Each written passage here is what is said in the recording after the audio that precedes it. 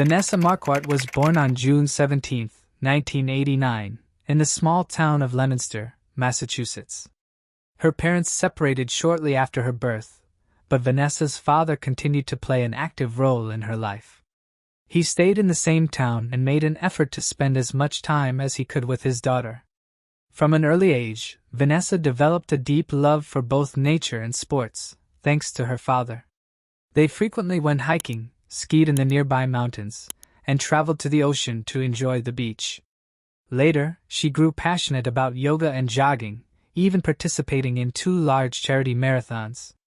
Vanessa was also committed to her education and determined to build a successful career. After graduating from high school, she attended Boston University and obtained a degree in communications. She worked at several local businesses before achieving her dream position at Google, which required her to relocate to New York City. Vanessa felt thrilled about her new role and put in great effort to advance her career.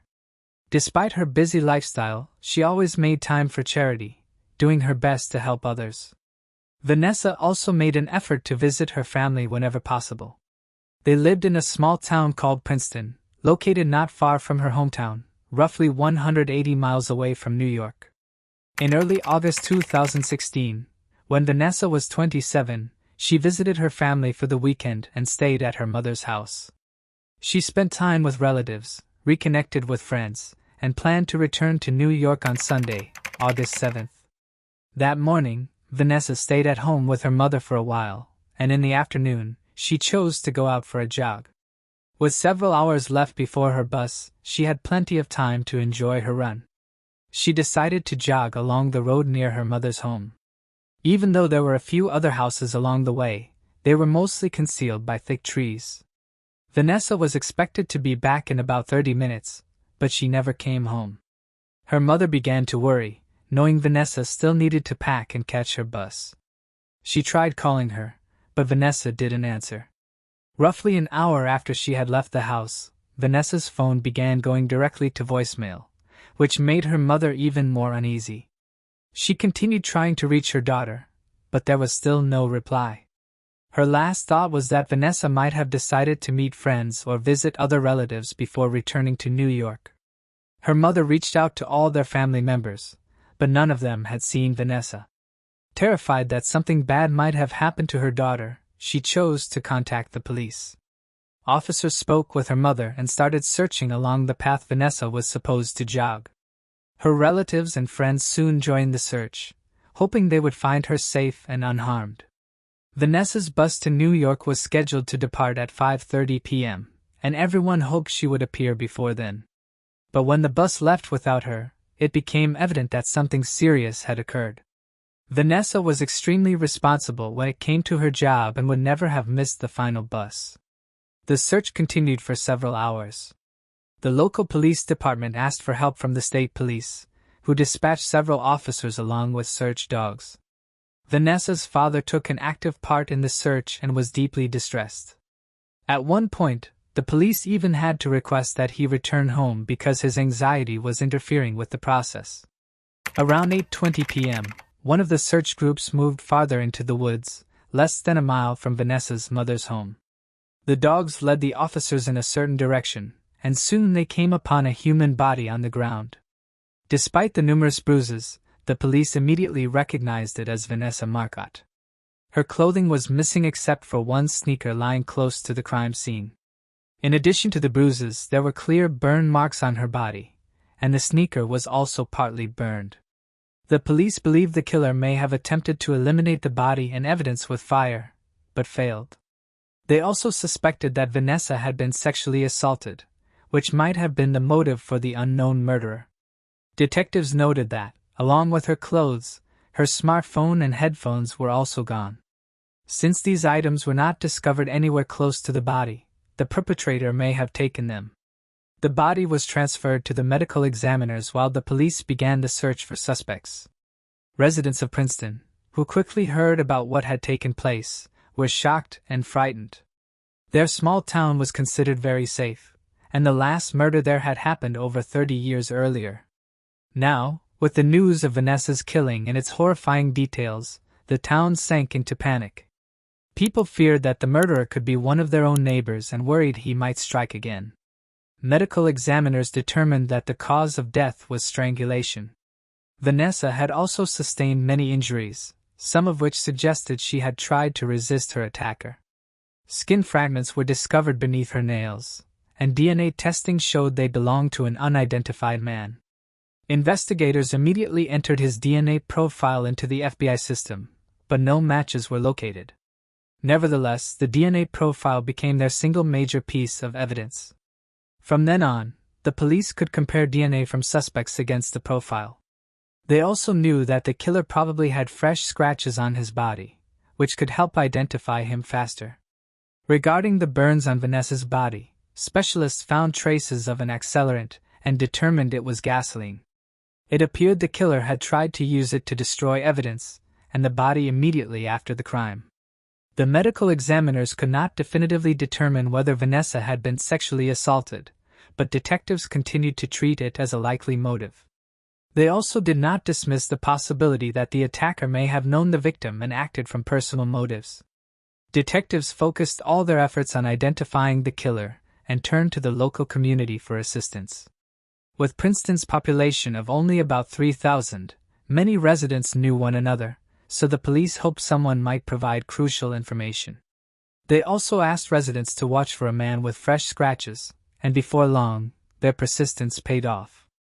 A witness came forward, stating he had been driving along the road on the day of the murder at around 12:45 p.m.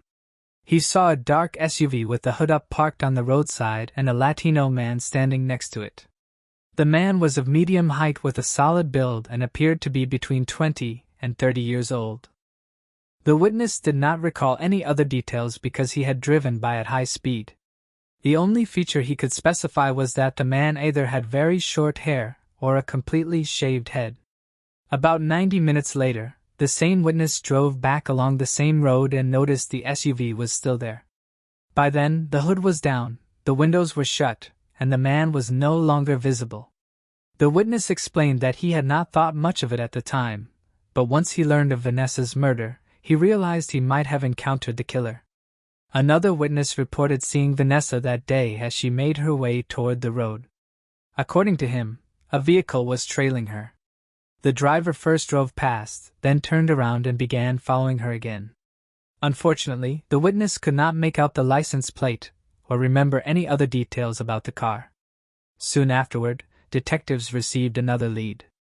A worker at a ski resort about a 10-minute drive from Princeton noticed a suspicious man with scratches on his face. This man was caught on security footage, and the witness provided the video to the police. Thanks to the footage, they quickly identified the man and began investigating his potential involvement, but eventually concluded he was most likely not the killer. A DNA test later confirmed this, and he was cleared of suspicion. Over the following weeks, police received more than 1,000 tips, some of which seemed very promising. They carefully examined each one but repeatedly ran into dead ends, failing to move any closer to finding the culprit. Detectives investigated both local residents and individuals from surrounding towns. They also looked into owners of dark SUVs, but none of those efforts produced results. Vanessa's family could not simply wait and wanted to help with the investigation. They posted flyers containing case information in neighboring towns and created a website with all the case details. Despite the overwhelming number of tips and the community's involvement, as the weeks passed, investigators became increasingly discouraged. They had questioned hundreds of men in the area and examined Vanessa's acquaintances, but each lead ultimately went nowhere. Several FBI profilers reviewed the case and concluded that the person who killed Vanessa most likely did not know her and had committed the act spontaneously. They suggested that he may have driven past, seen Vanessa, and chosen to attack her. They also pointed out that the killer was probably living in Princeton or a nearby town, or at least regularly visiting Princeton, possibly for work or to see relatives. Because of the brutality of the assault, the profilers speculated that the perpetrator might be a sociopath, which would make him harder to identify. Sociopaths not only feel no remorse but are also skilled at lying. The killer could have behaved completely normally after the crime, as though nothing had happened, avoiding suspicion. In the months that followed, the case made little progress, even though the local police department continued working diligently on it. However, the more leads they pursued, the less likely it appeared they would be able to identify the killer. But everything unexpectedly shifted 9 months after the murder in a surprising way. In April 2017, a state patrol officer was driving through the city of Worcester, about 18 miles from Princeton. At one point, he noticed a black SUV with a Latino man with short hair behind the wheel. Vanessa's case was well known among police in the area, so the officer instantly remembered that the man's appearance and vehicle matched witness descriptions. The patrol officer quickly grabbed a pen and jotted the license plate number on his hand, while the car was still visible. Once back at the station, he checked the number and learned that the SUV was registered to a 31-year-old named Angelo Ortiz, and he passed this information along to detectives. Ortiz had no prior criminal record and had been living in Worcester with his girlfriend and 3 children for less than a year. Officers went to his residence to ask for a DNA sample, but encountered an issue. When Ortiz answered the door, they realized he spoke very little English. Fortunately, one of the officers was fluent in Spanish, and Ortiz's girlfriend, who was also present, helped interpret for him. During their conversation, Ortiz provided a DNA sample, which was immediately delivered to the lab. While awaiting results, detectives decided to dig further into Ortiz's background. They found that he worked as a delivery driver, transporting packages from a warehouse to various post offices in the region. This suggested that he was familiar with the area and frequently visited nearby towns such as Princeton. Detectives also requested GPS data from Ortiz's phone, and the results proved quite revealing. Although the carrier could only give approximate data using cell towers, it showed that Ortiz had been in Princeton at the time of Vanessa's murder, specifically in the vicinity where her body was discovered. Looking deeper, police discovered that after the crime Ortiz made a purchase at a gas station in a nearby town just a few miles away. According to his bank records, he bought only $5 worth of gasoline. He had filled a small gas container, and as noted earlier, gasoline traces were found on the victim's body. All of this strongly pointed to Ortiz's involvement in the crime. Soon after, the lab results arrived. His DNA matched the skin fragments taken from under Vanessa's nails. With this confirmation, the police finally arrested Ortiz. He denied any role in the murder, so the case proceeded to trial. With the DNA evidence and GPS records from the day of the crime, the prosecution felt confident about obtaining a conviction. However, an unexpected complication arose. When Ortiz hired attorneys, they claimed the police had illegally obtained his DNA sample, arguing it should be excluded as evidence. They insisted that the language barrier prevented Ortiz from understanding what was happening or consenting to the DNA collection. Ortiz maintained that he had signed a document he did not understand and had only given the DNA sample because his girlfriend told him to. This situation created a major obstacle for the prosecution. Even with the undeniable DNA match, the defense's request could have threatened the case and potentially led to Ortiz's release. The matter was deliberated for quite some time, but in the end, the judge decided to allow the DNA evidence. Even so, Ortiz still refused to admit guilt, and preparations for the trial dragged on for years. During this period, Ortiz stayed in jail, unable to pay the $10 million bail. Altogether, the wait for trial lasted more than 6 years from the time of the murder, with multiple delays for various reasons.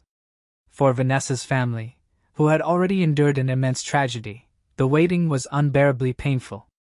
During this time, investigators gathered additional information that portrayed Ortiz in an unfavorable light. Though he had lived in the city for under a year, Ortiz had already developed a poor reputation. Several women in his neighborhood told police that they considered Ortiz extremely unpleasant. He often directed crude, intimate remarks at them, and they were afraid to be near him. A former Princeton post office worker shared noteworthy details. She regularly encountered Ortiz because he delivered packages there. Almost daily, he made inappropriate comments in Spanish about her and another employee, apparently not realizing she understood the language. She felt uncomfortable each time he arrived and was genuinely frightened of him. Furthermore, This woman often walked to work along the same road where Vanessa had been jogging. After Vanessa's death, she felt unable to remain in the town and moved away. Eventually, the prosecution decided to offer Ortiz a plea deal, giving him the possibility of release at least in old age. Without the deal, he would probably spend the rest of his life behind bars. After some thought, Ortiz accepted, and in October 2022, he pleaded guilty before the judge. As is often the case, the deal did not require Ortiz to provide details of the crime. He only needed to admit guilt, which he did. While the agreement may have seemed unfair, the prosecution secured very strict terms. Ortiz was sentenced to 20 years for robbery since he had taken Vanessa's phone and headphones, and he received a sentence of 25 years to life with the possibility of parole only after 45 years. This means Ortiz can apply for release only once he turns 81. Tragically, Vanessa's father, who had been waiting for justice in his daughter's murder, died just 10 days before the sentencing from health problems. At the trial, his ex-wife declared that he had died of a broken heart and unbearable grief caused by the murderer. Ortiz himself displayed no remorse or regret during sentencing. Instead, he requested that his lawyer read a statement on his behalf. The lawyer said that Ortiz understood why Vanessa's relatives viewed him as a monster. However, he asked them to remember that he was also a man with a family who had supported him throughout the ordeal. He apologized to his own family for the suffering he had brought them but did not apologize to Vanessa's loved ones. Ortiz was then returned to prison, where he remains to this day. Following Vanessa's death, her family and friends created an organization in her memory. At first, they focused on providing self-defense classes for women, but over time, their mission expanded greatly.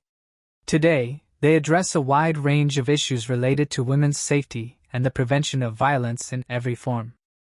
If you found this case intriguing, make sure to like and subscribe. We upload new crime case videos every night. Stay tuned and brace yourself for what's coming next.